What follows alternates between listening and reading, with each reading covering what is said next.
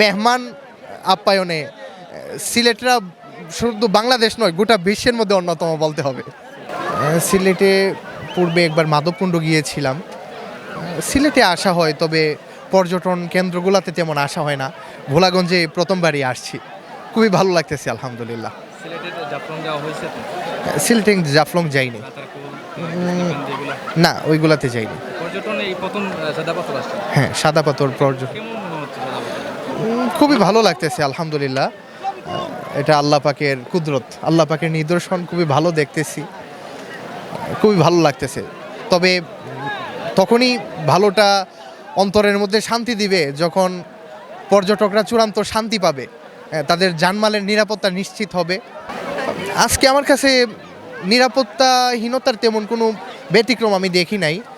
আমার কাছে যথেষ্ট নিরাপদ মনে হয়েছে। বিজেপি কর্মকর্তা যারা আছেন তারাও টহল দিতেছেন। তবে আমাদেরকে সতর্ক থাকতে হবে, সতর্ক থাকতে হবে। যদি আমরা এখানে সুষ্ঠু সুন্দর একটা পরিবেশ গড়ে তুলতে পারি, বাংলাদেশের পাশাপাশি বাংলাদেশের পর্যটকদের পাশাপাশি বিদেশি পর্যটকদেরও প্রচুর আনাগোনা হবে এখানে। এখানে আমার মনে হলো ওই যে নদীর পাড় থেকে আমরা এখানে যে আসলাম, অনেক হেঁটে আসতে হয়েছে।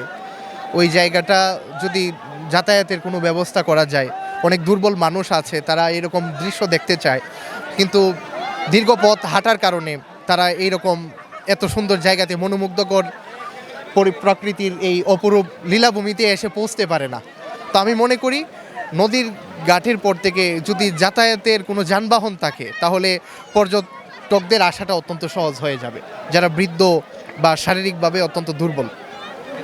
তার সাথে এখানে কিছু যদি টয়লেটের ব্যবস্থা করা যায়, ওয়াশরুমের, তাহলে অত্যন্ত ভালো হয়। তাহলে পরিবেশটা অত্যন্ত নিরাপদ থাকবে। তার সাথে পোশাক পরিধানের জায়গাটা আর একটু বাড়াতে হবে, পোশাক পরিবর্তন করার যে জায়গাগুলো অনেক কম দেখা যাচ্ছে, এটা একটু বাড়ালে পর্যটকরা আরও আনন্দ পাবে এবং তাদের এখানে কাপড় পরিবর্তন করা অত্যন্ত সহজ হবে। যেহেতু আমার এলাকার বাড়ি হবিগঞ্জ, সিলেটের মানুষের সাথে অনেক উঠা বসা হয়েছে, তারা মনের দিক থেকে অনেক বিশাল, খুবই ভালো লাগে। আর সিলেটের খাবার তো অনেক খাইছি, বিভিন্ন মাহফিলে যাই, খাওয়া দাওয়া হয়েছে, প্রচুর আইটেম ওনারা করেন।